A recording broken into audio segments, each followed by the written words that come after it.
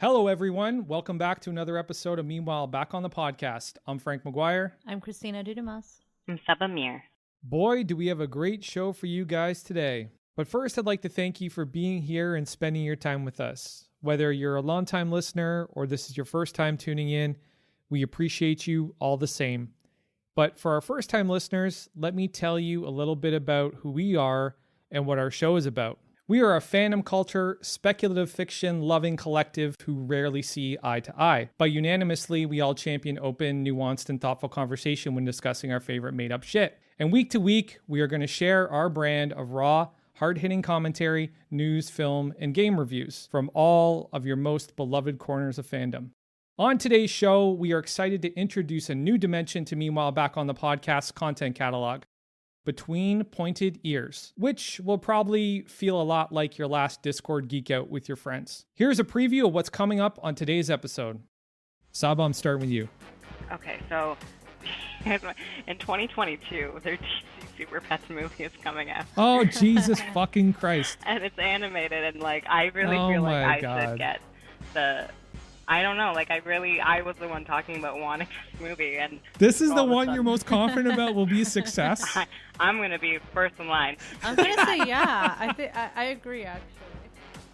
I find with Joss Whedon, sometimes it runs the risk of being, corny with a lot of his stuff. I remember the whole, scene where Aquaman started, confessing everything, and he's like, oh, I was sitting on, the whip, or, you know what I mean? Or the lasso of truth. And I was the lasso of truth, yeah. I was like, I don't know, that felt like a little... But come on, that scene was fantastic. If that scene had to live in a vacuum by itself, if that was a short, if that was a comedic short with Jason Momoa, during the opening of MTV, everybody would be laughing their balls off because that was fucking funny.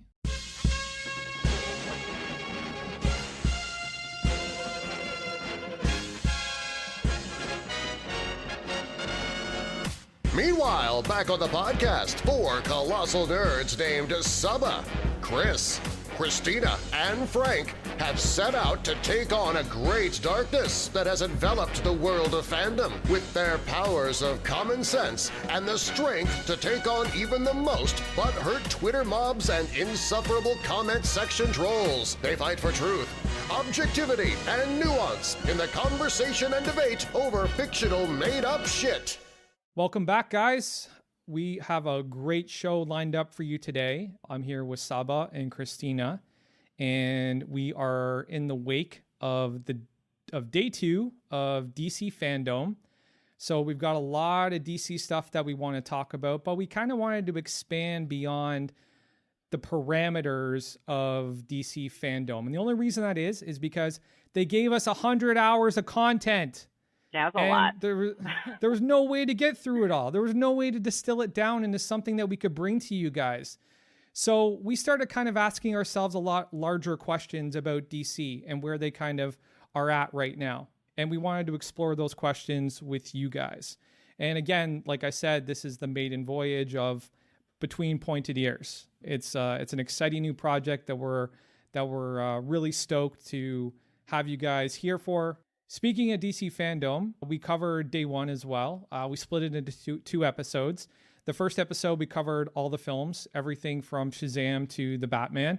We talked about the trailers, all the big info drops. We kind of analyzed some of the things that some of the creators were saying in the interviews. And we also did the games and the TV shows as well, or the TV series or streaming series. And I don't even know if you call these TV shows anymore because they're not really TV shows anymore, which is interesting. But we covered all that, so I'd encourage you guys to go back and check out those episodes too. They're really great. I'm a really big fan of the film one we did. We dropped a lot of crazy Batman theories because Matt Reeves could not stop talking, man. He just kept giving and giving and giving and giving, and my brain was just going kaboom every time he had something to say.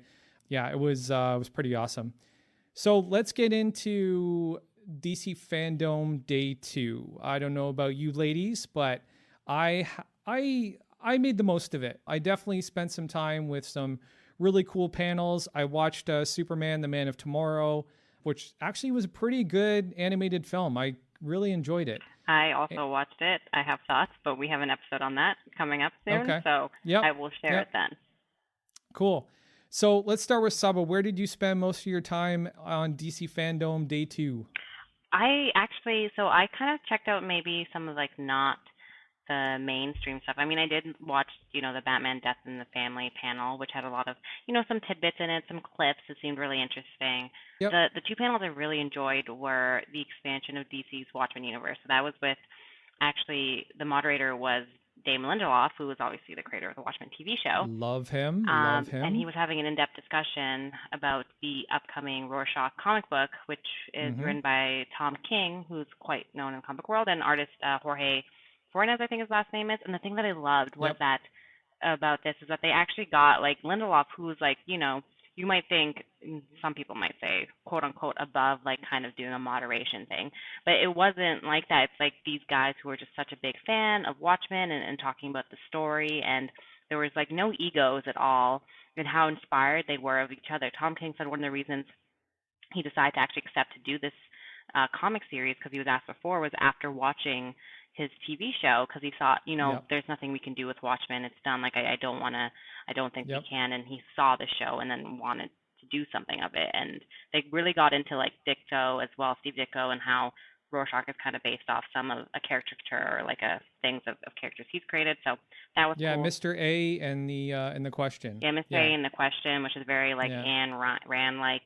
And then I also popped into the Teen Titans comic series that is coming out. So there's Teen Titans Raven, Teen Titans Beast Boy, and a new announcement of Beast Boy and Raven. And one of the reasons I really want to see this is because I love the story of the artist, Gabriel Piccolo. So I've been following him for a while, and he got really big in 2014 because he did a 365-day doodle challenge, and he did so much fan art for Teen Titans. And that's how he was spotted to actually create for this comic, because he had all this amazing fan art that he created. And so the writer Sammy Garcia picked him off Instagram, and I love that story as well, because it's just like, how you can kind of be pulled into the stuff you like. It's kind of like putting out to the universe kind of thing. But yeah, so that one was really fun to watch.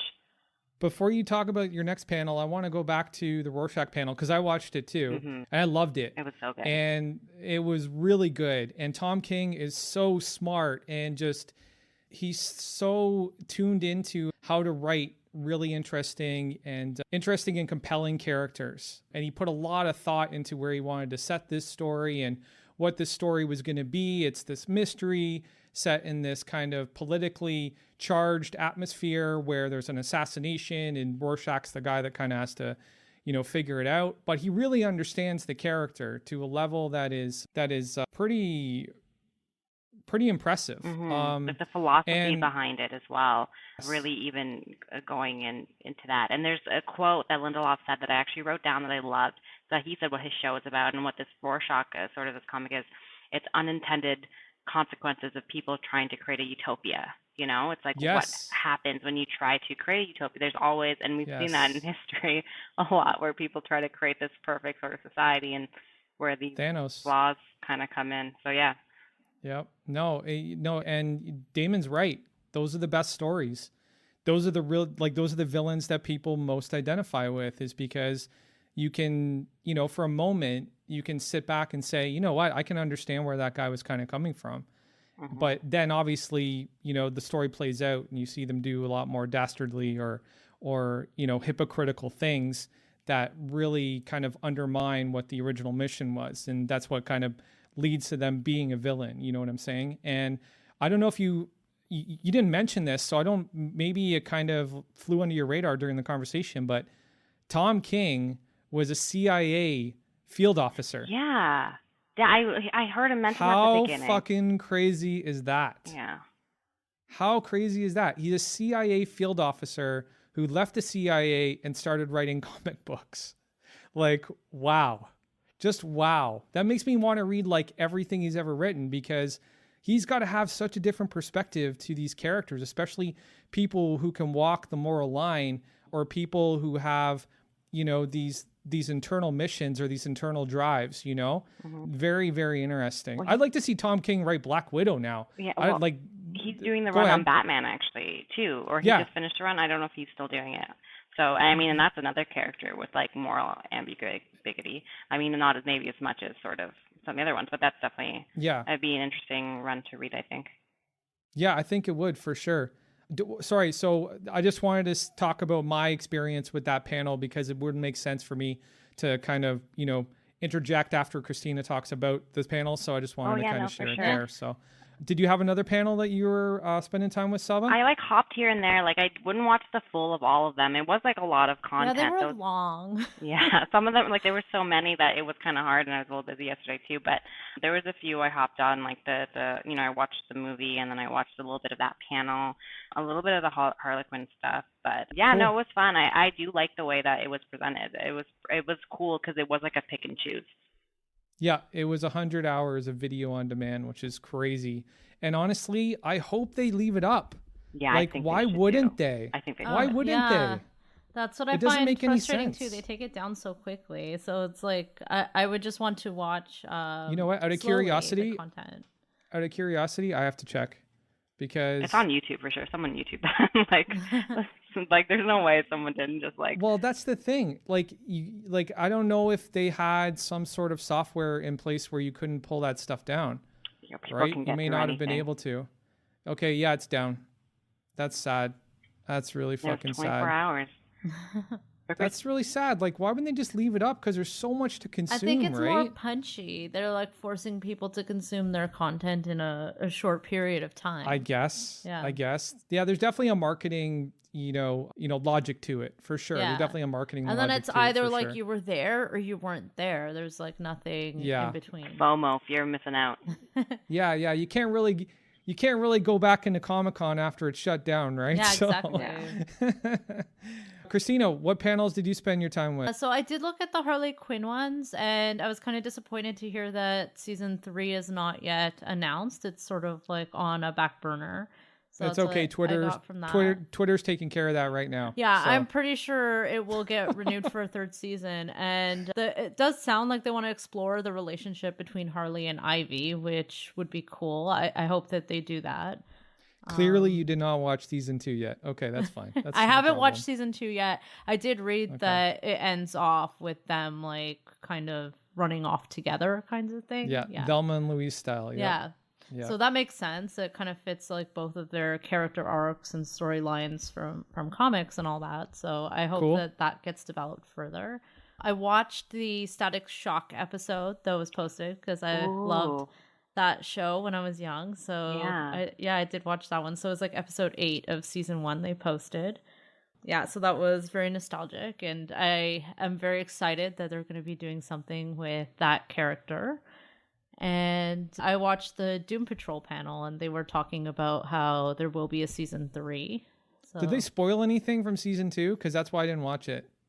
No, not really. I feel like it wasn't like very spoilery. No. Okay. All right. By the way, I'm in love with Diana Guerrero right now, so I'm going to throw that out there. Anyways. Yeah, I'm still kind of in season 1 of that, so I just watched parts of it too. I don't actually know. They could have spoiled something, but I kind of just like skimmed through it, and they didn't. They did announce that there will be a season 3 on HBO Max, so that's fun. And cool. I watched the Black Lightning panel for a little bit because that character seems interesting to me, and they talked about racial issues a lot, so that was kind of interesting as well. But you're not watching that series, though. I'm not watching the series?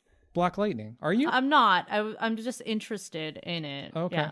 Well, that's the cool thing I think about this is that you could really just hop into whatever and see. It feels like, when you're in Comic-Con, like, you can't really hop into whatever halls and listen to anything you want, but it's like, hey, I'm a little interested in this. Like, let me go and see and watch this a bit. Like, sure. Yeah. It's mostly just because I think it's a CW show, and I'm not sure if it's on Canadian Netflix, so... No, it's on Canadian Netflix. Is it? Okay, yeah. I'll check that out. Yeah. So, no, you can definitely hop in if you want to, but I guess it depends on who you are. Like, if you're spoiler sensitive and you don't want to... Like, if you want to watch an entire season of something, that's why I didn't hop into the Black Lightning panel. But I did want to hear from the African American creators and the Latinx creators, and I did want to get some perspective on that. So I actually spent some time in the Truth, Justice, and the DC Way panel. I actually watched the whole thing, and it was Eric Wallace from Flash, and Anna Diop from Titans, Nicole Maines from Supergirl, and Mark Bernardin, Mark Bernardin was moderating the conversation. And there was Martin Crondon Jones from Black Lightning. He's the African-American guy that plays Tobias Whale in Black Lightning. And I know I'm leaving somebody out, so I'm sorry, but it was a really, really good panel, and there was a lot of very interesting personal revelations or personal anecdotes about experiences as people of color. And I really kind of took a lot away from that. And I'm not as disagreeable with Eric Wallace as I was after this panel. I actually kind of found some kinship with Eric Wallace a little bit. He's definitely a diehard geek, without a doubt. However, I kind of found something he said a little bit intellectually disingenuous. He led the conversation off by saying that when he was a kid, he didn't really have African-American characters that he could look up to. But that's not necessarily true. Maybe he didn't like the Black Panther comic. Maybe he didn't like the writer on it. Maybe he didn't like Jon Stewart. Maybe he didn't like, there's lots of, maybe he didn't like Storm. I don't know. But there were African-American characters. I hear that a lot during that time from the Black community. They say that the characters weren't as prominent or dominant as some of the other more mainstream characters. So they really wanted more. Maybe like the way the history's also explored. Hero. I hope that's the sucky thing. That was one I did want to see, and I didn't end up missing out on, which makes me hope they do post it, because I would be really interested in watching that. But I do understand in terms of not having fleshed out characters, if that's maybe what he's referring to. I know Black Panther did have a long run, but but as somebody who knows Jon Stewart's story, right, I got to push back against that, because I think Jon Stewart was a really well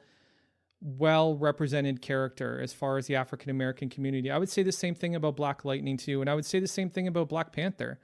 I don't know, maybe he was just being selective. Maybe he was just nervous. I don't know. Well, I don't know about that in terms of comic book representation or TV representation. Mm-hmm. Comic book representation. That's what we're talking. That's what he was referring to. Comic book specifically. Well, I'll have to watch the panel and see, because I know that's experience I've felt growing up, that I didn't, at least for people who look like me, I didn't really have sort of a thing to look up to at all. I mean, the first real one was when I saw Jasmine in Aladdin, mm-hmm. and I was like, oh my goodness, and I bought Aladdin shoes that lit up when I walked. Yeah, no, TV and film have only recently started to come, kind of get to the point of even addressing the issue. I agree with that, right? But as far as comic books go, I think comic books have been doing a fairly good job. I think that the creators themselves are allies in this mission. Stan Lee decided to create Black Panther on his own, and over time, brought African Americans in to write that character. And Stan Lee also signed off on Captain America, the first Captain America being Isaiah Bradley, a Black man who suffered something very similar to the Tuskegee experiments to become Captain America. So I think as far as comic book goes, I think that Eric's comment again is a little intellectually disingenuous, but I'm not trying to vilify him. I'll have to watch the panel. I don't want to erase his experience. I don't know what else he went into. And I do know the characters that their comics have done well in terms of providing diversity when you compare it to, movies and TVs and such. But I do know that those are a handful of characters that, against a whole bunch of other characters that exist, and which ones kind of sort of came to the forefront and things. And I don't really know. I'll have to watch the panel, but I wouldn't want to. I understand the feeling very well of not being represented. So I don't know if he was talking about just the comic book experience or in other experiences as well in terms of media and TV, because that I think is quite believable, especially in terms of stereotypes. Oh, yeah, and I agree with that. Yeah. So, I don't know. I'll have to definitely watch that panel and see. Yeah, I feel like I agree with Saba's point, and I don't think these characters were as well represented on TV, and I think some of the more mainstream characters got mainstream because their TV shows were so successful. Yeah, I know, but we're like I'm saying that his comment was directly related to comic books. A nerdy thing back in the day. It wasn't really like mainstream, right? So maybe those characters never came to light as well. Like it would have been harder to get into those characters. No, but that's the thing. That's why I'm saying the comment is intellectually disingenuous, because that is factually incorrect. Those characters were well represented, well written, well drawn, which even led to Milestone Comics, but which just was because actually those comics existed doesn't mean he read them and related to those characters. Yeah, I'm not saying that, but what I'm saying is the way that he phrased it was like there wasn't, like he's basically saying that these characters didn't exist, which is a falsehood, right? And that was my problem with his comment. Or he's saying he wasn't aware of them, which could be possible. Well, I watched the panel, and that's not what I took away from it. And the other thing he's forgetting too is that there was an entire label within DC dedicated to writing stories of African-American experience, which was Milestone, which was headed by Dwayne McDuffie. Yeah, I'm just saying that his presentation of that particular comment left out a lot of important work that had already been done, which I think is the problem that I had with it the most, because, you know, Milestone Comics introduced their own line of comic books that told stories of Black experience, right? You had Icon and Rocket, you had Hardware, and you had Static Shock. These are all characters that led to something much bigger. They definitely did. I mean, but that Milestone comic came to be in 1993, and they started publishing after that, which might not completely line up with the times that he was growing up in. It may not. You're right. It may not. So, like, it did come to be, but maybe when he was starting out and stuff, there wasn't. Sure. It may not. I'm just saying that, but then again, you know, this is the last thing I'm going to say on the subject, but, you know, Jon Stewart, Black Lightning, Black Panther, there's a lot of great African-American characters that were around when Spider-Man and you know, Luke Cage, there was a lot of great African-American characters. So I just, you know, I don't, you know, as somebody who writes, as somebody who creates, like if I created a great character and somebody kind of left him out of this larger conversation, I'd be a little pissed off about it, you know? So that's really the only point I wanted to make. So yes, that panel was fantastic. I really, really enjoyed that. I really liked hearing Anna Jope's experience that she faced when she was taking on the role of Starfire. You know, there's a lot of racial backlash against her because she was an African American woman, and Starfire is an alien. And, you know, I've said in the past conversations that, you know, I had no problem with the actress. I just wanted to see a little bit more of the alien physiology incorporated into the character. This is the same issue that happened in Star Wars as well when, what is the actress's name? Rose Tico, or Kelly Tran, is that people didn't like her character, so they used that as an excuse to be racist towards her, which is solely crossing the line. Same thing when John Boyega first in the trailer, when you see him take off his mask against a stormtrooper. People use them not liking the character, like, to be racist towards those people, which is completely crosses a line. Like, you can not like a character and be like, I don't think it's right, whatever else, but, you know, your racism is showing. I'm sorry, like when you say things like that. There's definitely a portion of the population that were motivated by their own bigotry, 100%, without a doubt. She said something beautiful though during that conversation. She said she's been in talks with the Titans executive producers about potentially going back to Tamaran at some point to kind of show their culture. So what she wants to do is she wants to weave her own Senegalese culture into what Tamaran would look like. So their music, their fighting style, their clothing. So, you know, taking that alien world and kind of, you know, incorporating, you know, something more kind of authentic, you know, something that can kind of root her character a little bit more stronger. So I was excited to see that. And Martin Crondon Jones, man, like, you know, he's extremely intelligent, extremely thoughtful, and just, he seems like such a sweet guy. And he really put a new spin on this whole representation thing, because not only is he representing African-American people, but he's also representing people who suffer from albinism. And he put that into context, which was really interesting. So that was a fantastic panel. Again, I'm not going to go back into Rorschach, but that was a great panel. The other ones that really stood out to me were the DC villains panel, which was actually quite good. Jason Isaacs was that there. Looked like it would be cool. Yeah. It was good. There was a lot of Jokers. There's a lot of Lex Luthors. It was funny because Jason Isaacs was there as a villain, but Jason Isaacs was also the voice of Superman in Red Son. Mm-hmm. And I kind of thought to myself, you know what? Superman was kind of a villain in Red Son. So this kind of works a little bit, you know? So that was really cool. And what was the Teen Titan, not the Teen Titans, sorry, Young Justice.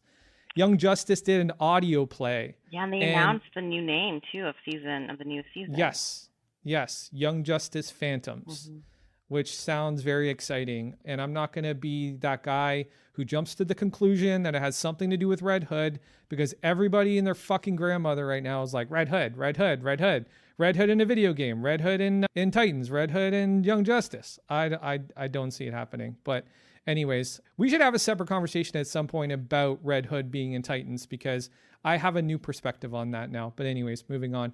That audio play was fantastic. It was a story about the Suicide Squad versus Young Justice, but not Young Justice. They were kind of disguised as Bowhunter Security, which is the Harper's security company. And I'm not going to give it away. There's a famous Batman villain who is kind of incorporated in the story, and Amanda Waller's there, and it was so good. And you got to see the voice actors act it out. It was really, really cool, man. Really cool. And and then there was a couple of Q&A panels. The Suicide Squad Q&A panel was fantastic. Flula Borg almost made me fall out of my seat laughing, because that guy is just fucking just so funny and so quick-witted. I was floored by that guy. But yeah, no, it was interesting. But yeah, let's get into some of these larger questions that I wanted to talk about, because like I said, there was no fucking way I was going to be able to distill DC Fandome into an episode today. It just wasn't going to work. I would have liked to catch more of it. It was just hard to watch so much of it in a short time period. But exactly. I couldn't even watch all the things I was interested in. I just can't sit and pay attention to that much conversation for that long. So that's why. Exactly. Gotta take walking breaks. Take a nice little lap around the kitchen. So what you're about to hear is going to be a lot closer to what Between Pointed Ears is going to be about. What that the conversation we just had is more indicative of the stuff that we kind of always do. So the first thing I want to talk about is Ray Fisher versus WB and Jeff Johns. This is getting crazy. Yeah. I don't trust big corporations, let me tell you right off the bat. Yeah. It sounds like something I don't think anybody happened. does anymore. It sounds like seriously. something happened there. Yeah, so just like a quick Coles note is basically, Ray Fisher came out with complaints about the set of Justice League. And, there's now, last week, Warner Brothers actually claimed that Fisher had not cooperated with their third-party investigator. So the first topic I wanted to throw to the roundtable is Ray Fisher versus WB and Jeff Johns. This thing is crazy. There's definitely both parties are now being very vocal about their version of the events that are happening. But I see most of the fans are certainly standing with Ray Fisher. I see a lot of I stand with Ray Fisher hashtags. If you don't know the story, it's very simple, or the basic elements of the story. Ray Fisher has accused Jeff Johns and one of the producers and also Joss Whedon of inappropriate behavior and inappropriate comments while they were filming the Justice League movie. And when Ray Fisher approached people that were higher up to talk about some of the comments and behavior that he encountered, he was basically told that, he needed to shut the hell up and just go do his job. That was more or less the energy behind it. And this thing is kind of snowballed where Ray Fisher is going public with his experience and the fans are supporting him. WB has come out and said, one, that some of these statements are erroneous, but also saying that they made an effort to try and start some sort of private investigation into Ray Fisher's comments and that Ray Fisher isn't participating in it. Ray Fisher came back and said, that's not the case. Here's actually a screenshot from an email that I sent to the independent investigator. And now we're also learning that the independent investigator may not work for the people. Well, Ray Fisher believes that does not work for WB entertainment or the larger conglomerate of WB. They don't work for that part of WB. They work for WB Pictures exclusively. And he sees this as some sort of conflict of interest, which it certainly is. So, yeah. So let's, Saba, what are your thoughts? Well, yeah. So the email he actually sent out was to his team and to SAG-AFTRA, right? So SAG-AFTRA is basically the union. And to me, it's like I don't trust big corporations. I don't trust investigations that are not independent. I know they have a third party, but WB is a very huge company, and I can completely see them just getting someone that is on their dime. And also with Ray Fisher, it's like he is basically, like, if he doesn't say anything and just goes on, like, he'll get roles, like, they'll keep doing things for him. Like, he has everything to lose with this, you know, which kind of makes me feel, and I don't know him, but he has this, like, integrity where he's like, no, I'm going to keep going. This isn't right. I'm not going to let this continue. And I don't know. I know that, like, you know, there's a court of public opinion and stuff, and if there was, I would be siding with Ray Fisher. I really don't trust these corporations, and I do think they're shady. And although I love the work that comes out of things and things like that, which comes from the artists, not from the, you know, the higher ups, I do believe what he is saying is true, and I think an independent investigation. And the thing that really got me annoyed was that when they were like, he's not meeting with us, and he literally was like, I did meet with you, like literally probably like a week ago. Yeah. And has like the actual dates and says that on the actual email, he said that he's definitely been put on the case by Warner Bros. Picture, not Warner Media. His findings will go directly and solely to Warner Bros. So he, you know, it's like, why would I want to meet with this person again who's clearly clearly biased? So yeah, I don't know. Keep going, man. That's why I'd say Ray Fisher, like, don't stop. I know Snyder's kind of got his back, not vocally, but it seems that team, that's the one thing I kind of wish. I wish the other members could kind of speak up and say something as well. But. Well, Momoa has been really vocal about support for Ray. He's been very vocal about support for Ray, which is great.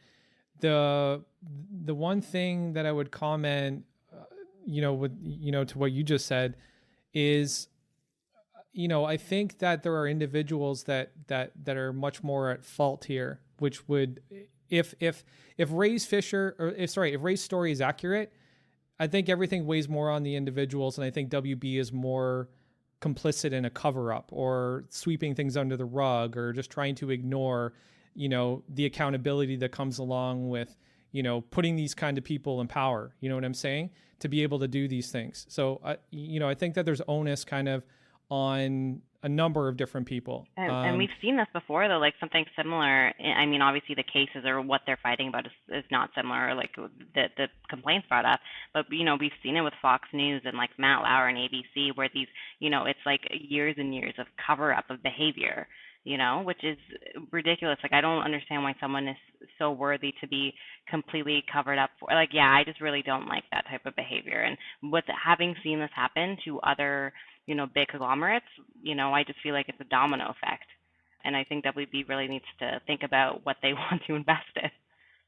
Yeah, I think it needs to change. And, this may, I don't want this to sound like I'm defending Joss Whedon or Jeff Johns or anybody else involved in this slight against Ray, but I don't know if you guys have ever spent any time on a film set or understand the hours that go into it. But I used to live with, my landlord, he's a boom operator, and he's actually worked on a lot of the shows that we've talked about on past podcasts. And I can remember nights where I was in an apartment underneath him, so I'd see him coming home at night and stuff. And he would be coming home after 23-hour days because somebody was fucking the dog when it came to getting all the shots done. You know what I'm saying? So no, I've heard the same thing. One of my close friends works on sets in Toronto and has worked on like Smallville and like Arrow and some of the other stuff. And I just hear a lot of horror stories in terms of actually like being on the crew. Yeah, I know. I dated someone who was like a lighting tech, so it does sound like it's a hard environment to be in, and there's a lot of like personality conflicts as well. And power struggles, from what I hear. Yeah, it's definitely a power game for sure, I think. But also, could the argument be made, and tell me if I'm reaching too far because I'm just trying to be empathetic to everybody in this scenario.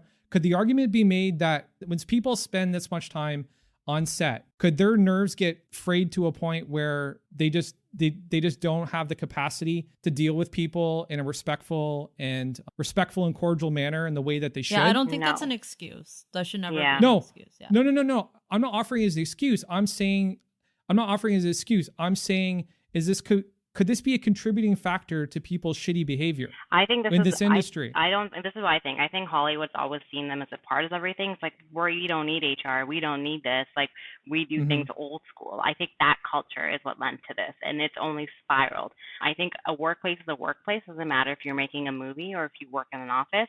And if you're a type of person who cannot, control yourself or your anger or how you treat people after a certain amount of hours, then maybe shorten your hours and do something else. I know I work with a lot of people, and even when I'm really like whatever, I would never be dismissive or like call people names or, tell them their shit or like, you know what I mean? Like I wouldn't.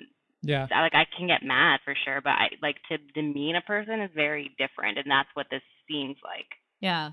Yeah. And it does seem like the original complaint was against Joss Whedon, right? Like gross, abusive, unprofessional and Jeff behavior. Johns. Yeah. And then Jeff Johns was accused of enabling Whedon's behavior. And then Jeff Johns also did his own thing. So he called Ray into his office and made some veiled threats against Ray's career.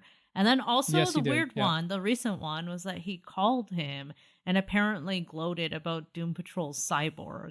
So obviously they just wanted to see like a different spin on Cyborg or something, and like he wasn't giving that spin.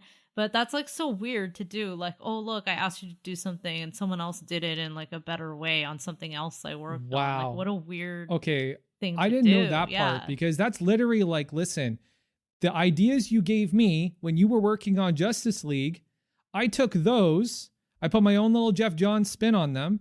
I gave them to the Doom Patrol writing team, and then they gave it to Jovi and Wade. Yeah. Now, here's the funny thing is, Jovi and Wade has turned to Twitter to support Ray. Good. And he's like Borg life. Like he's like, Ray and him are like, we're cyborg brothers, like that's how this is going to work out. So that's, if Jeff Johns did that, that's a really fucking shitty thing to do. And he's also gotten support from Kiersey Clemens.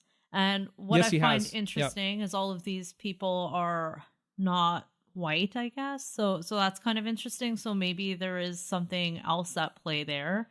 I don't want to accuse anyone of anything like that, but I don't know. That seems suspicious that it's kind of like the people who aren't white who are supporting and kind of agreeing with him on this.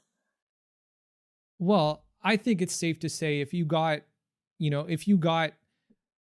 5 or 6 of the top African-American actors in a small room and you start asking them questions about their own personal experience, that you would hear stories about them being treated a specific way just because they're black, or you know what I mean? And I would love to be a fly on the wall during that conversation.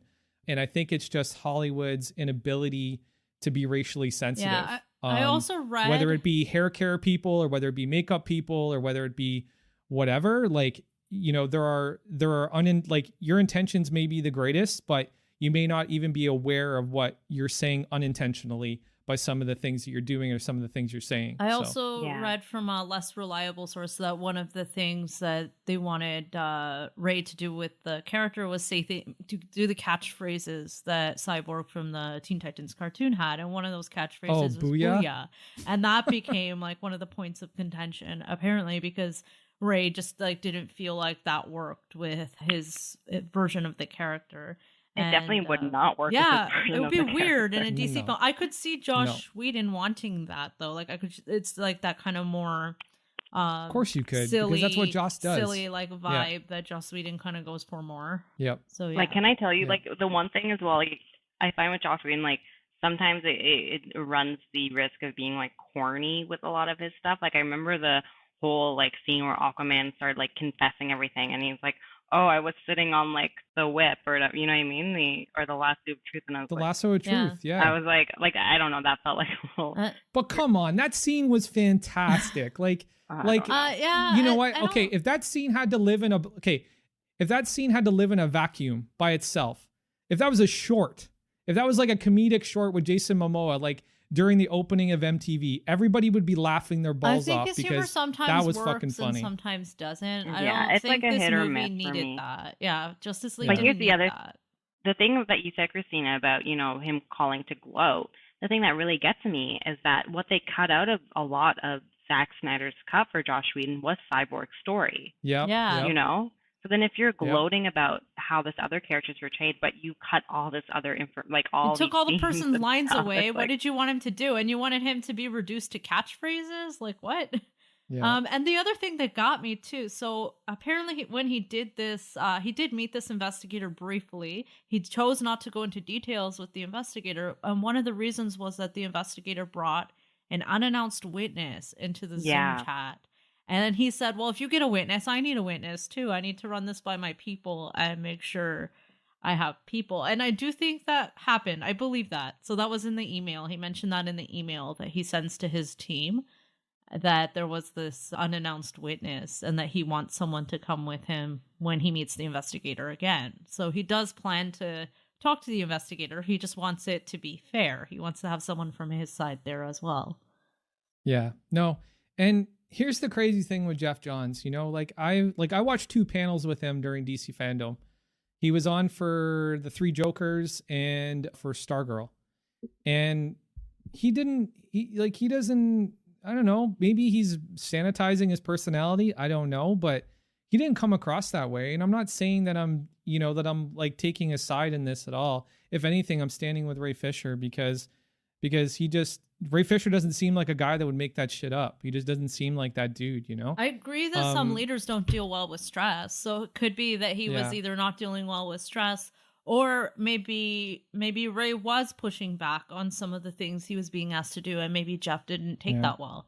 But see, here's the thing with these anecdotes, like with these accounts, these or recounts or whatever the hell you want to call them, is that you never get the context of what was said and how it was said, and that is a problem.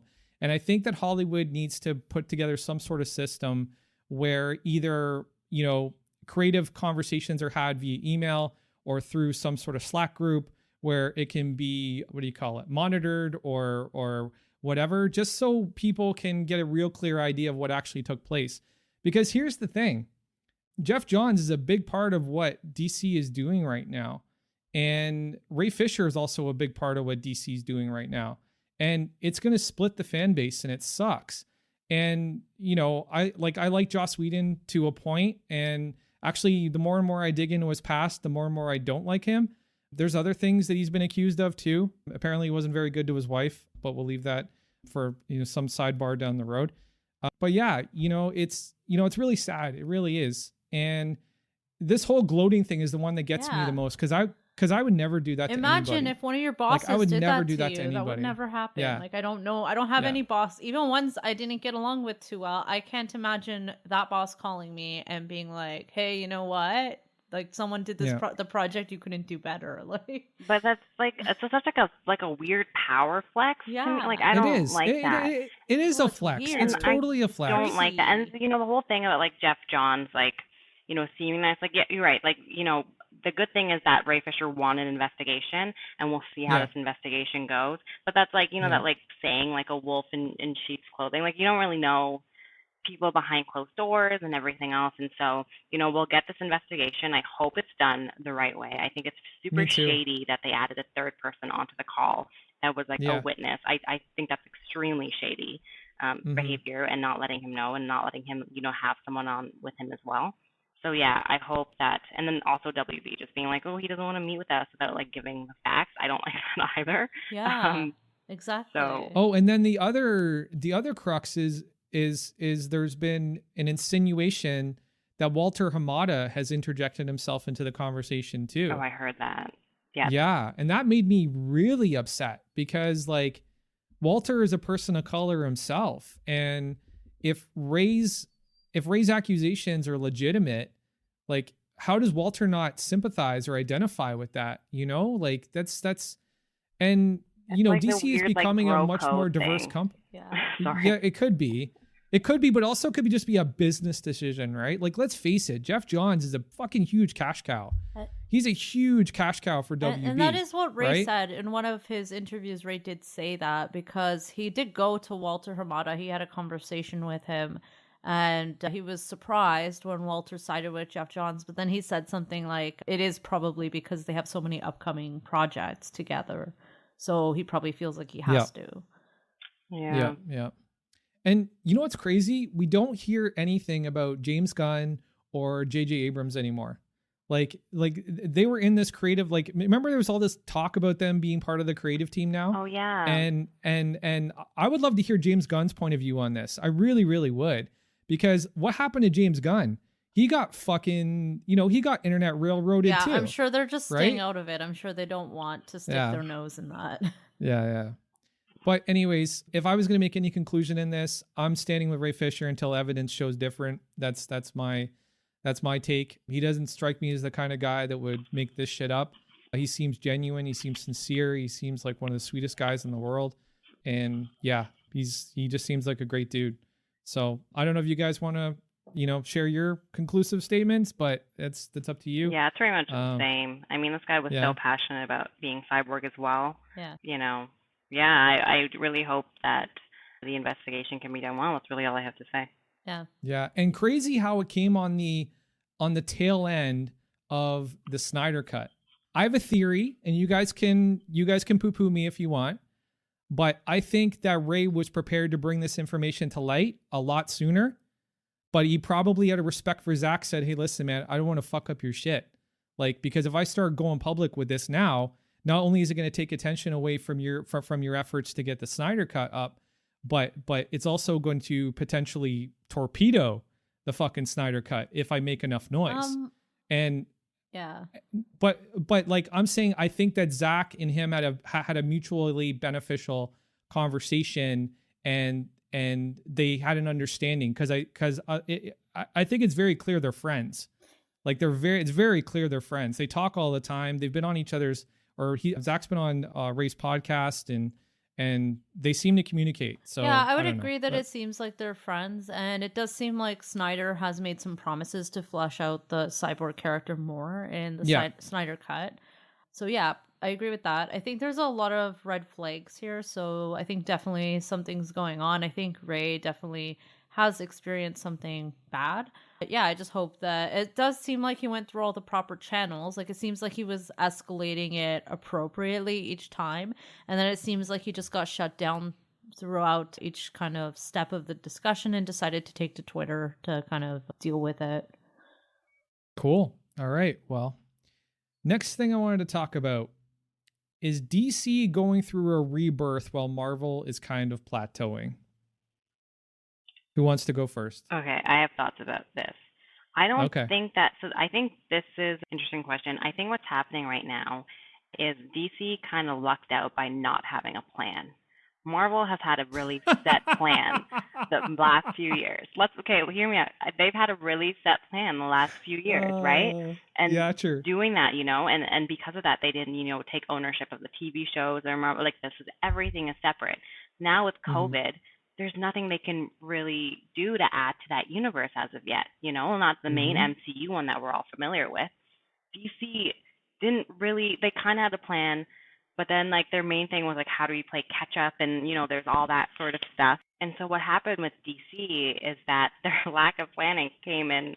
Like, now they have all this way to innovate, and they've made it like this DC multiverse that everything is taking place on different Earths, and you have your comic series and the way they're interlinking things, and taking pride in their TV stuff, and not even taking pride in it, but having it weave into the sort of being connected to the bigger world in terms of this multiverse. And I think with that, they're really doing a good job because with this, they can get diverse quickly. They have diversity in all their TV shows and everything else. And they're not just saying, we're going to do this.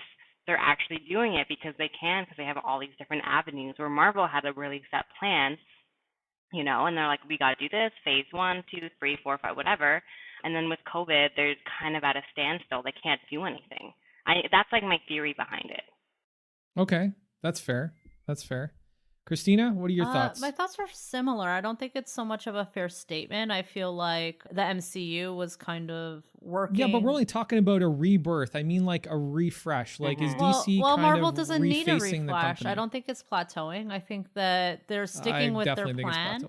You know, the shows that were supposed to already be out are obviously put on hold. So, you know, Phase 4 was supposed to start with Falcon and the Winter Soldier. And then we were going to get the Black Widow movie and then WandaVision, right? And so we didn't get those things. Those things were pushed back. So I think that that's why we're not hearing a lot from Marvel, because they already told us what they're going to do. And I think they are doing that. I think they're going to try to work on those as they can, despite COVID and all that. And we'll get it when we get it kind of thing at this point. But with DC, though, I think they're taking advantage of this time. Definitely. Now, I do think DC is going through a rebirth, so I think that part is fair. But I don't think it's fair to say that Marvel's plateauing. I'm actually really excited for Phase 4. I think Phase 4 has potential to be really cool. I think they're going to bring in a lot of interesting things. In terms of what DC is doing, I also like what DC is doing. So I don't think one is better than the other. I think they're kind of... No, that's not the... no, like you know how we are. Like, I'm never going to say one is better than the other. Well, just the way the question is phrased. So I disagree with the phrasing of the question. I think both universes kind of have something good going on, and I'm looking forward to seeing what's going to come out of each universe. Yeah, I think DC has a lot of varied and interesting projects. I like what they're going to do with the multiple dimensions in the Flash. That sounds really exciting. It's making me excited for the Flash again. And yeah, I really liked Ezra Miller's Flash. So that's going to be, I think, the highlight of the DC rebirth for me. Okay. So the way that I see things is I do think that Marvel, let me establish why I think Marvel is plateauing first. So not only are they plateauing in terms of their live action film division because of COVID, obviously, it's almost like a forced plateau. It's not really, by their own wishes or by their own efforts. It's not really something that they can really control. So yes, their TV division, which is their streaming division, whatever the fuck you want to call it, Falcon Winter Soldier, Loki, and WandaVision, I think they're just going back to shooting now. I think there was like they just recently started going back to production very recently. Their film production, Black Widow, is still up in the air as far as where it's going to be seen, when it's going to be seen. I forgot about that movie. Exactly, dude. Yeah, because they haven't talked about it. Exactly. They just said that it's going to be pushed. So wow. That's the point. And their comic books, they've had a couple of interesting events here and there. Like Empire was apparently pretty exciting. Jonathan Hickman's X-Men, was very popular. And I think they've got something coming down the road with Thor. I'm pretty sure they got something coming. And then this announcement with Fortnite, it's almost like they're scrambling to kind of keep themselves relevant in a way. They release Marvel's Avengers, which costs like $85. I'm Canadian, guys. Costs $85, right? And then they release the same characters on Fortnite for free. So it really didn't make a lot of sense to me. And honestly, Marvel's Avengers isn't really that much different from the stock game engine or stock game format that gave birth to all the best DC games, right? All the big Batman franchises. Marvel's Avengers feels very much like that. So I really don't feel like they're innovating in any way beyond Disney Plus.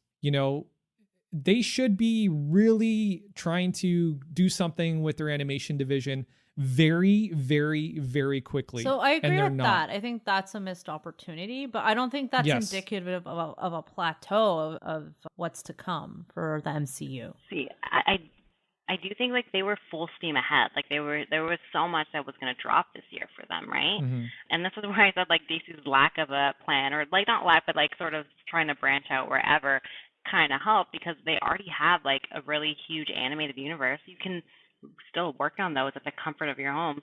They have these really, and they are doing that, and they have these really, all these different TV shows that they have, not just like the CW like Arrowverse and stuff, but they have all these other sort of avenues where, because Marvel was a very straight plan and they were hitting all the marks, like it was very organized, because of this COVID, like they can't do those things. So I will say that Marvel's been more at the back of my head lately in terms of content and whatever else. Like I just mentioned, I forgot about Black Widow like completely. I was like, yeah, that was a movie I watched the trailer for that I thought was really cool. It's slated for November 6th, and I've read that they're kind of waiting to see what happens with Mulan and how that goes before they make any decisions about what they want to do. So let me establish the rebirth argument too for DC. So Fandome, I think, was a monumentous event, monumentous operation by DC. Honestly, I've never seen anything in a virtual conference or virtual expo kind of wrapper be as exciting and as compelling as Fandome was. So as far as why I feel like DC is going through this rebirth, one, I think DC has done something to establish an intimate connection with their fans that nobody has ever done before with DC Fandome. I think that it's a monumentous accomplishment. Not only are they delivering content, but they're delivering opportunities to connect with their creators and with their actors and with all these different faces. And the effort it must have taken to coordinate all this shit is just mind-boggling. Now, here's the thing that fucks with my head a little bit. As far as digital media goes, Disney is a way more stronger company than Warner Brothers is, right? And they should have already kind of thought of doing something along these lines, and they didn't. So there is a huge advantage to DC right there, is that in some way, they're the David in digital media, and they're really kind of fucking up Goliath as far as their digital media properties go. I can hear Marvel scrambling right now. Like exactly. We gotta do something. Like honestly. Exactly. But I think that's part of the problem too, because I think Disney's focus has been Mulan, and they kind of just like put and everything. Star Wars. Oh, and Star Wars, okay, but Star Wars happened, right? So during COVID, like over the past few months, I feel like the focus. Yeah, but they're dealing with the fallout of Star Wars right now. That's the problem. They're dealing with. Go ahead. Sorry. Yeah, Christine. sorry. So I think like currently their focus was kind of like the launch of Mulan, and I feel like they haven't really worried about anything else. Everything else seems like it's been on the back burner because they just want to see like if they're going to get their money back from Mulan. Right. And I feel like they're also in a position where they don't really want to or need to take any sorts of financial risks. They don't want to like just do something that wasn't already budgeted for, kind of thing.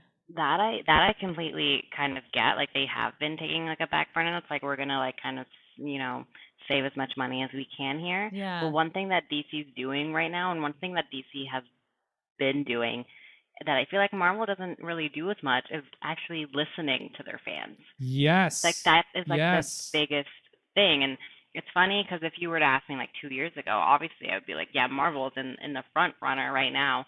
Here, like, I don't know. I think we're seeing like more of an emergence of DC. That doesn't mean I don't think that Marvel is going to do well. Like Christina mentioned, their Phase 4 and everything else. These movies are, it's going to be something grand, and I'm really excited for it. But because of their plan, they've had to stop.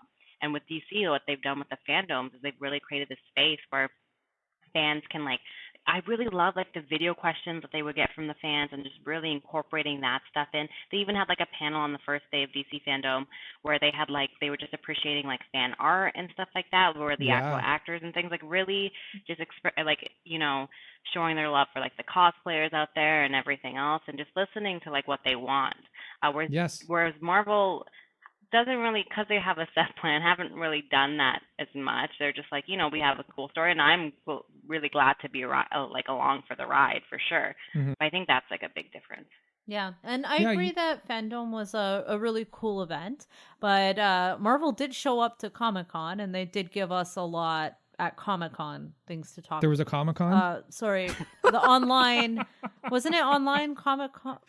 Yeah, that's him saying that. I'm being facetious. I'm being facetious. Okay, yeah, there was the online Comic-Con, and Marvel showed up and did their thing there. Yeah, I think DC was really smart to just skip that and plan for their own thing, dude. Because this way they wouldn't get overshadowed by Marvel's announcements as well. Like. If they waited and did it at their own time, like they could be at the forefront of all the news. And I think that's kind of what they hoped for. And I think this was part of their plan. I think that's why they didn't show up at Comic-Con. So yeah, and to expand on what Saba was saying, it's not just that they're listening to their fans, they're participating with their fans. Yeah. You know what I mean? Really it's cool. This whole new level of intimate connection. They did a lot of like started, Q&A, which was kind of fun. Yeah. Very cool, right? But also, you know, we saw movie history be made when the fans started this campaign to have to have Zack Snyder's version of the Justice League, you know, be released. Yeah, but they had a reason to do that. They had a motive, right? 100%. There's definitely a business reason behind it, right? But even if you look at all the things that they're doing, you can make an argument, well, dude, there's a business reason behind everything, right? If you get a bean counter that's like, hey, listen, you know, this whole representation bent that we're doing, it's not making financial sense. Like, there's going to be that guy, but there also has to be somebody in that boardroom that says, listen, you know, the social mission is a little bit more important at this point in time. We want to be a part of that mission. We don't give a fuck about whether it returns, you know, whether we're going to get a return on it or not. You know, these are how we're prioritizing, you know, what's important. Like, this is how we're prioritizing it. So that conversation is definitely happening in boardrooms all the time with DC. But going back to what I was saying about DC and how they deal with representation, I'm sorry, but they're winning the Olympics when it comes to this. If this was a sport, they're winning. As far as addressing the need for representation, like the voice that comes from the fans through social media or through other forms of engagement, DC has answered the call on almost every account. Oh, for sure. They have 2 trans characters on TV right now. Like, they have Nicole Maines and they have, I can't remember the actor's name, the guy that plays Jericho on Titans. I believe he identifies as a guy. So I hope I'm not being insensitive, but that's 2 trans characters on television. Marvel has never rolled out a trans character yet, not even in like animation or really even in a comic book, I don't think. So this is huge. And not only that, but look at the way that DC prioritized inclusivity and representation in DC Fandome. All the little panels, right? They may not have been gigantic panels, but they were there, you know? Yeah. There was one for Latinx community. There's multiple panels for the African-American community. There are panels for women. There are panels for all kinds of different people. I have a feeling that that's why they created a day 2 as well. Like, I feel like they really wanted to flesh that out and make that a focus of the second day. Well, I think that was definitely a part of it, for sure. And honestly, like, look at the irony, right? We're talking about 2 comic book companies, and the ones that are acting the most heroic are the ones that are, you know, listening to the fans, in my opinion, I think, right? Marvel is definitely becoming more of a corporate entity than, say, an entertainment company. I think that their corporatization is starting to really kind of show.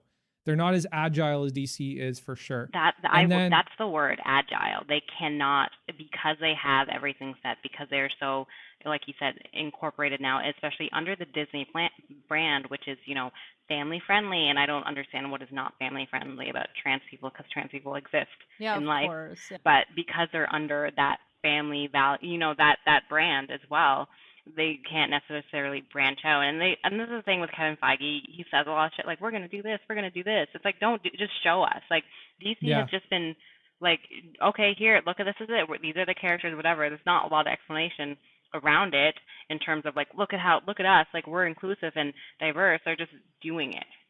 Yeah. Look how hard it is for Disney to even do like a LGBTQ plus princess. Like, they won't even do that. Like, Not only that, but remember inside Beauty and the Beast, there was something that was like a sort of off remark from not a Gaston, but Gaston's like friend who was played by Josh Gad. It was like a remark that would, you know, sort of be an inclination that character was gay, and it was cut out.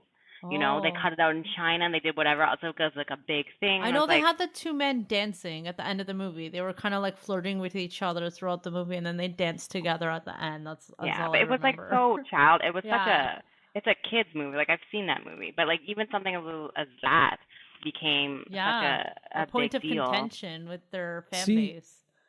See, you're bringing up China, right? And I think foreign investment has a lot to do with this. I don't know if you guys feel the same way.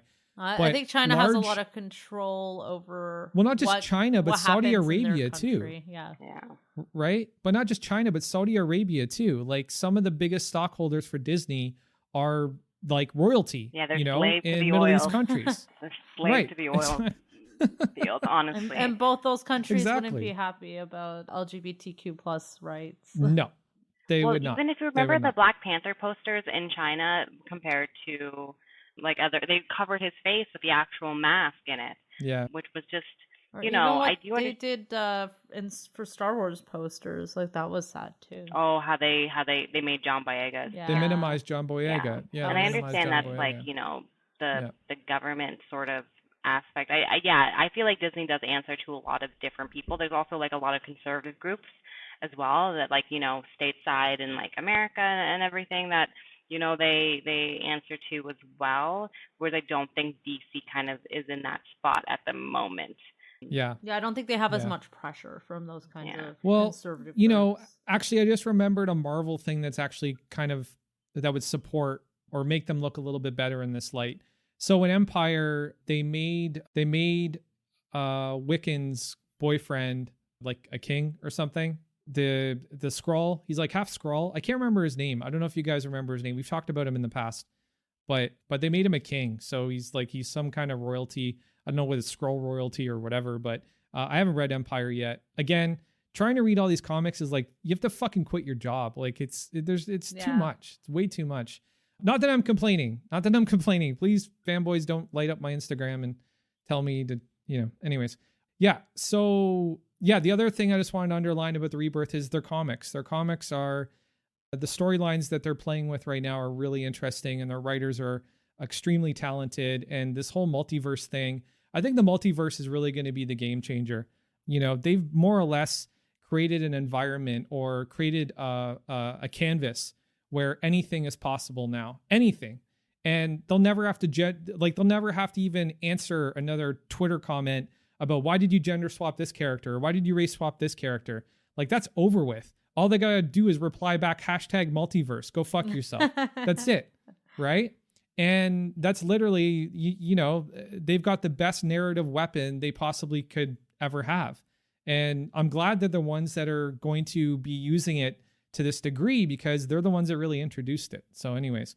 Okay, so this one is kind of an agree or disagree, but you can obviously add your own response to this. But is DC leading the vanguard on representation and inclusivity? I agree. That's my right off the. So yes, I'm gonna say I agree, and I think it's just because they've done a lot more shows and movies with characters that are either like an all-black cast or a black lead character. And I do think we're going to get a little bit of that from Marvel, but it's not as prominent with Marvel. So, yes. So I agree, especially in terms of just like media and movies and what they're doing. More so TV, actually, what they're doing in terms of being inclusive. I mean, Marvel does have a lot of avenues where they could explore this much more. My first sort of introduction to Marvel as a little girl was, X-Men, which is a really diverse group of people from all different backgrounds and sort of this underlying issue there of not being included. But right now in TV especially, I really do think DC is at the forefront of that, because they're not just sort of doing, the PC friendly version of being inclusive, which we see that a lot. They're really digging deep. Yeah, I would agree with that. I definitely think that they are leading the charge as far as this mission of representation and inclusivity. Like I said in one of my previous answers, what they did with DC Fandome to kind of echo and to support these communities was pretty incredible. And I was really, really impressed with that. The one thing I would say that obviously, DC hasn't really crossed the film barrier yet as far as a representative character. And I'm sure we'll see that in the near future. Well, actually, that's not necessarily true. Right? Shazam, right? Shazam, though. And Black Adam as well. Well, yeah, Black, yeah. Well, Rock is, what's Rock? Maori? He's like Maori. Yeah, like, but he's not. He's half African non-white. American, half he's Maori. a non-white person, right? So Yeah. He's definitely going to be the color. lead character of that movie. Yeah, and Black Adam was from a region of the world where there are people of color. So yeah, that makes sense. But yeah, no. And obviously the Shazam family adds a lot of diversity into the DC film universe as well. Yeah. And the family's apparently coming back. And so. the Suicide Squad looks to be a very diverse cast as well. Good point. That being said, though, we do also, in terms of Marvel, like, I'm not going to discount stuff they have done in terms of Black Panther. And, like, Shang-Chi, which is also coming out quite soon. Eternals, you know, so they are sort of moving forward. I think because DC has the TV platform and really shooting stuff there and shows out, and a lot of shows out, they're able to do that a lot quicker. I think the sucky thing with Marvel is that their TV shows are really good, like the ones on Netflix, but they haven't really pulled that into, and they kind of have like more diverse characters in it as well. That's true, But because they haven't really pulled that into sort of the whole MC universe, it's like, oh, that's something different. They're not really able to claim those, it seems like. And they did do Luke Cage was one of the first times we saw a show with a black character, and that was Marvel, actually. So True. No, and it was an important show for sure. I think Luke Cage, you know, definitely served as a great platform for the African American community. The whole story took place in Harlem. But now that you bring up Netflix or the Netflix shows, I think that was Marvel's biggest failing. I don't know how you guys feel, but they should have been, when they announced Disney Plus, they should have been at that boardroom table going, guys, here's what's going to happen. We're going to announce Disney Plus and Netflix is going to fuck us on all 3 of our shows. That's what they should have said to themselves. And they should have said, okay, well, we need a contingency plan. It seems like they what just are we gave doing? up on those shows. Exactly. But it also seems like they didn't, maybe they want to reboot some of those characters in the MCU. So maybe, but Daredevil was popular, right? So Iron popular. Fist was probably the weakest one out of all of them. Even Jessica Jones was very popular. Exactly. Wow. Exactly. And Luke Cage. And all they had to do was move that shit over to Hulu. Like, how hard is that? You own Hulu, move it to fucking Hulu, right? Like, you have your own streaming platform. It doesn't make any fucking sense. Unless they want to reboot the characters and those stories. True. I get that if they want to reboot, but the sucky thing is that it's not like these were not successful characters. Or successful shows. Like, these were successful shows. I will say Iron Fist was not, probably, out of all of them, but even their crossover show or whatever, like, they were doing well. And people wanted to see more of that. And they should have, you know, that. Yes. Again, going back to listening to the fans, right, Saba? Like, just listen to the fucking fans, guys. It's not that hard. Like, do your math, you know? Like, how many Twitter likes did you get on this comment? You know what I'm saying? Like, these are all things you need to factor in. KPI is a real thing, people. I'm speaking as a marketing professional. I use KPI all the time. By the way, that's key performance indicators for anybody who's not in or understands what KPI is. So anyways, but yeah, I think we'll all agree that DC is kind of leading this mission to kind of create a more representative and more inclusive representation of all kinds of different types of people from all different types of walks of life. My hope is that the writing is going to get better for these characters, because there's a lot of characters that have been race swapped or gender swapped that are just shite. And we can do a separate episode on that at some point, but there are also a lot of examples where it's being done very, very well. And you guys are going to hate this, but Jeff Johns did an amazing job writing the new Wildcat and the new Dr. Midnight in Stargirl. And I think DC it's an African is American young young woman, right, and Sorry. I think DC is trying to do it right. They're trying to pull from their characters that were already black and bring those characters to the forefront. So yeah, I agree. Oh yeah, what I was gonna say was that, you know, not discounting like Jeff Johns' work. It's like I saw a Netflix special that kind of talked about this. It's like there's the artists and then like who they are, and for me, it's like it doesn't mean you're bad, like, because you know, some of the shittiest people probably produce really great things, but I also believe that like really nice people can also produce great things. So I'd rather like get my stuff from them instead. You know what I mean? So like I'm sure like Jeff Johns, like. So you're saying you never want anything from Alan Moore ever again? That's what you're saying. I mean, he's kind of like left the Watchmen train anyway. This guy, a while ago. So, but you know what I mean? Like, that's my thing. Like, Yeah. you know, Jeff Johns has produced a lot of great stuff for DC, and that's probably Yeah. one of the reasons they do want to keep him. But, you know, we've already had Yeah. this discussion. Yep. True. Okay, cool. So next question. What DC film project are you most confident about will be a success? And what makes you so confident that it is going to be a success? Saba, I'm starting with you. Okay, so in 2022, their DC Super Pets movie is coming out. Oh, Jesus fucking Christ. And it's animated, and like, I really feel like I should get I don't know, like, I was the one talking about wanting this movie, and this is the one you're most confident about will be a success.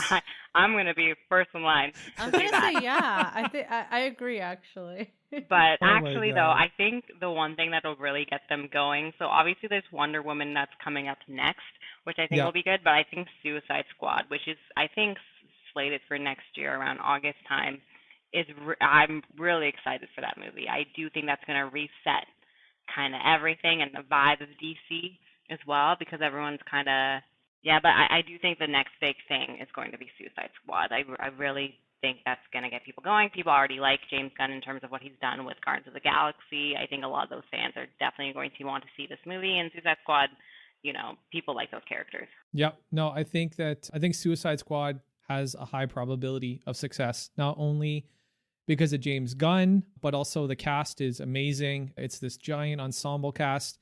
And yeah, from the interviews that I've watched with James Gunn or any of the cast, they seem like they had a great time.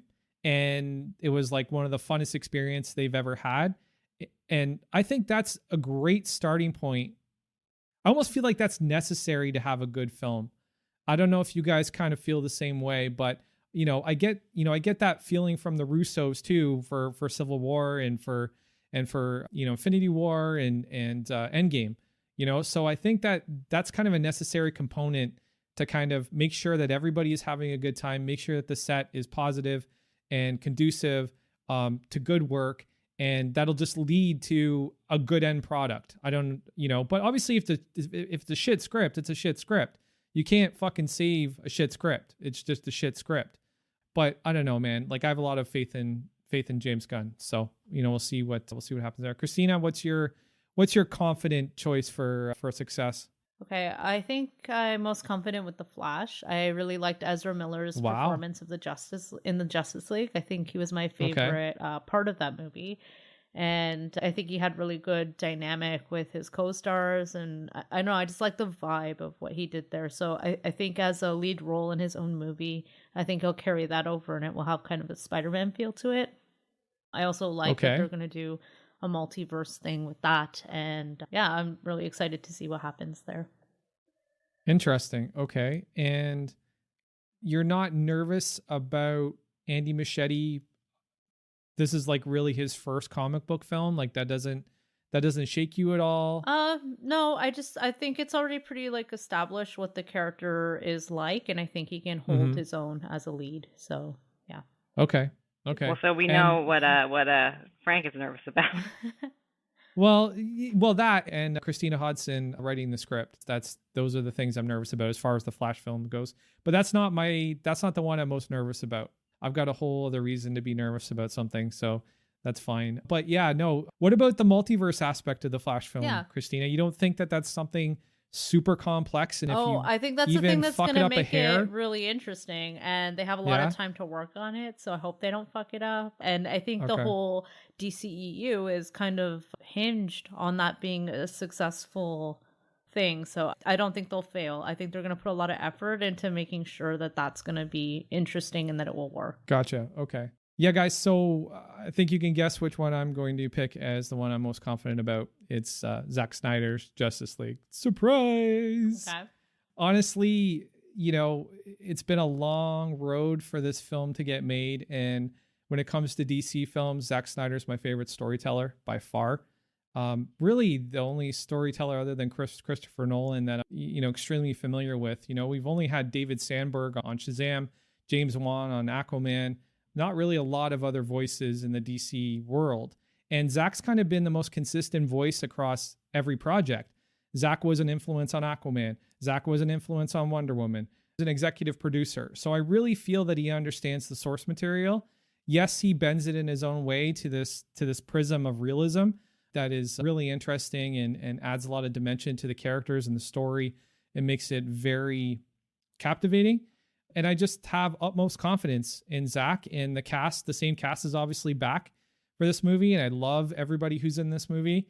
And I think it's going to be a great story. And I think that the sandbox that he now has to play in with this, this 4-episode, hour-long format where he can kind of space everything out and tell this story over a much longer period of time, I think that allows him a lot more leeway to do a lot more things creatively.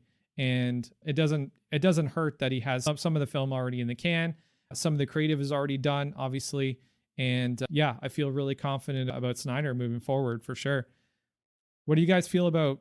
Do you guys have any detracting comments from either of the films that we mentioned? Suicide Squad, Zack Snyder, The Flash? Like, I've already kind of voiced my concerns about The Flash, but yeah. I think with The Flash, I do have, the multiverse is a hard thing to take on, and it's a hard thing to do to make it not corny is not the right word, but, that's a really big undertaking, which is why, it is.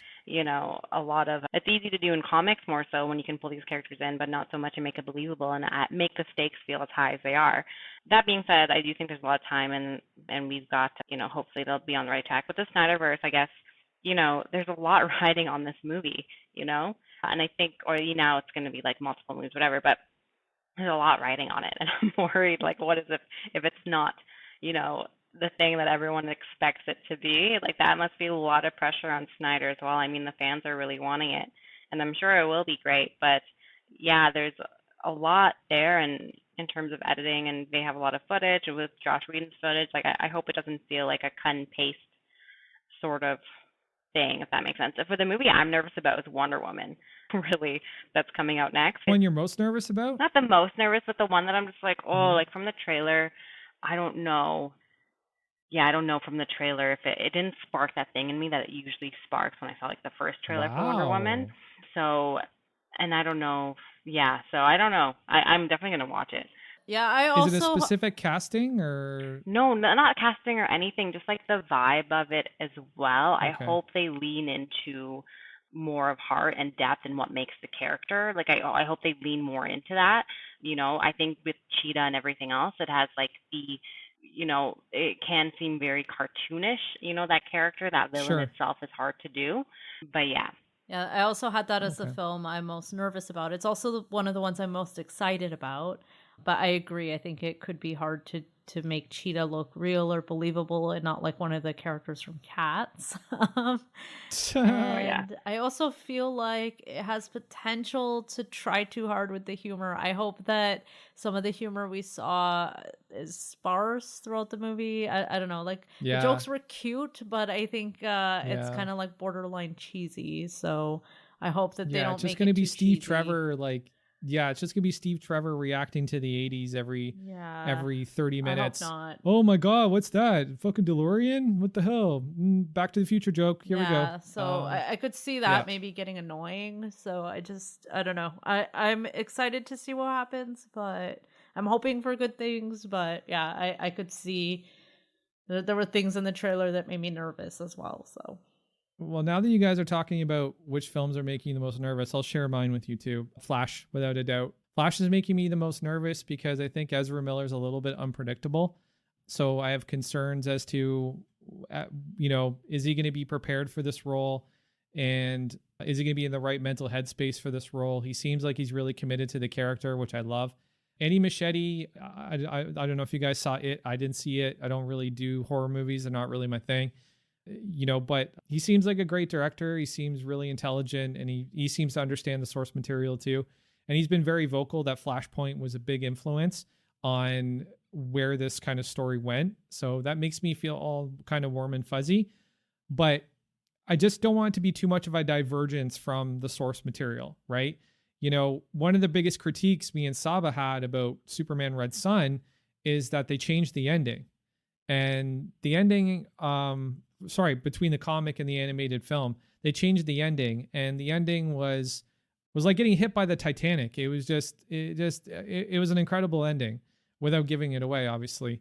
So I'm a little bit nervous about what happens with Flash. I'm a little bit nervous about this entrance of the multiverse and how it's and how it's applied to the rest of the film projects and the TV projects and whatever. Like, that needs to be executed with like incredible precision, incredible timing, and it's got to be done by the right people. Yeah. So I'm really hopeful that they've already kind of has all this shit kind of figured out. To your point about Machete, he also did Lock and Key. He was an executive producer on that, and that was on the TV show, the TV show and the movie.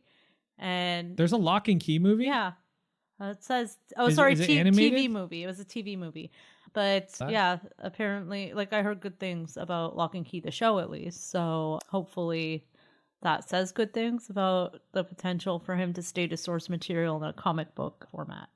Well, we're going to end this episode on a high note. Ladies, I'd like to know what DC project, can be a comic, film, animated film, game. What are you most looking forward to from the DC camp right now? I think what I'm most looking forward to, and this might be weird, but more events like this for DC Fandome, like one thing for sure, like these like fan events. I really like them. I like that. I like that. I think it's really fun how they do that, like more of that interactive whatever stuff. I'm really looking for more of their stuff to go on to HBO because I've craved, so I can watch more of their things that I want to see. But in terms of what I'm looking forward to, I actually want to start picking up some of their newer comics. I haven't really read a lot as of late. The one thing I was talking about was that Teen Titans run that Tammy Garcia and Gabriel Piccolo are working on. And like I said, in terms of movies, like it's definitely Suicide Squad. Oh, and one thing I didn't mention is that I am excited for the Batman coming out next year. I thought the trailer was really cool. I really like Robert Pattinson's casting. I hope he recovers soon so he can get back to that and be safe. Really fingers crossed. To that. Yeah. Yeah. Cool. Christina, what about you? What's your most wanted DC project? I'm really hearing more about the Justice League Dark series that J.J. Abrams is working on for HBO Max. So that's kind of on my radar. And I love the elements of supernatural in TV shows. So I'm just really excited to see a DC show that's going to kind of bring some of those to the forefront. So for me, cool. That's... have you heard anything about the characters that are going to be in Justice League Dark yet? So I think I've heard that Zatanna's going to be in it, and probably Constantine. Yeah, Constantine, and I don't remember. There wasn't a lot. There's not a lot of information on this, but yeah, it just sounds. It's cool that J.J. Abrams is working on it, and yeah, I just know that it has potential to be really interesting. So, rad. Well, for me, all the HBO Max series, honestly, all the stuff that's being talked about. One, like obviously, my top one is Green Lantern Corps. I want a good Green Lantern story more than anything in the world right now. If Zack Snyder called me and he's like, Frank, listen, oh my gosh, you would die. He wouldn't say anything. Frank would just be stunned. He would cry. He's like, I'll trade you the Zack Snyder cut for, Green Lantern. I would be like, give me Green Lantern. Like I just want Green Lantern. Yeah, no, honestly, Green Lantern is something I've been looking forward to for so long, and I want it so bad. I saw somebody post some sort of one of those Instagram edits of John Washington as Jon Stewart and Tom Cruise as Hal Jordan. And I was just like, we cannot have Tom Cruise be Hal Jordan. Like, he's going to make it like a big love letter to Xenu. It's going to be all about Scientology and all their little aliens and their thetans and all that kind of shit. So let's keep Tom Cruise out of the mix for now, because I do not want him as my Hal Jordan. John David Washington as Jon Stewart. Fuck yeah, I'm all on board for that. I think that would be amazing. But yeah, no, seriously, as much as I'm looking forward to Zack Snyder's Justice League and as much as I love this project, I would sacrifice that to get a Green Lantern Corps HBO Max show tomorrow, or like a movie. Like, I just want a good Green Lantern story. It's my favorite backdrop in all of DC. They're my favorite characters in all of DC as far as like in space. Marvel has the Nova Corps, but the Nova Corps can eat shit compared to the Green Lanterns. Okay. So, but yeah, no, that's my most looked forward to thing. Not that I'm not looking forward to the games. I'm definitely looking forward to the games as well. But as of right now, I need somebody who's going to create a game that's different. Like, These fight mechanics, these battle systems, these combat systems, they're all the same across all these games, and I'm kind of getting a little bored with it. I don't know, man. I think I need to step up to virtual reality or some shit. So, but yeah, anyways, guys, this has been a great show. I really had fun with this. This was a good chat. This again is our first inaugural, the maiden voyage of Between Pointed Ears. We hope you enjoyed it. I think we all had fun. Christina, Saba, did you guys have a good time? Yeah, it was a good time. Yeah, it's a great episode. Fantastic. Okay, well, before we sign off, guys, we just got one thing we'd like to ask of you. If you could head over to Podchaser, Apple Podcast, or Stitcher and drop us a review, we would really, really appreciate it. All your feedback really helps when we're talking about how we want to improve the show, the changes we want to make. So, please send us a review. That would be amazing. And obviously subscribe to the podcast. Tell your friends about the show. We got a lot of great content coming down the pike. And we've also got some great stuff that's currently available in our podcast feed. The DC Fandome episodes are up, episode 1 and episode 2. And also we've got our Dead in Development series where we were covering comic book movies that never made it to screen. And we did Justice League Mortal, which we need to still finish. We need Justice League Mortal Part 2. And we have Daredevil, The Man Without Fear, the 1997 film treatment that was written by esteemed comic book writer J.M. DeMatteis, who I actually interviewed last week about this treatment. So we'll be including that in the third part of the Daredevil, Man Without Fear episode. So keep an eye out for all that kind of stuff. And if you have any questions, you can always reach us on Instagram at meanwhile_pod. And today's episode was edited and produced by our amazing producer, Rafi Bedrosian. Thanks for all your hard work, pal. I'm Frank McGuire. I'm Christina Dudema. I'm Samir. Peace.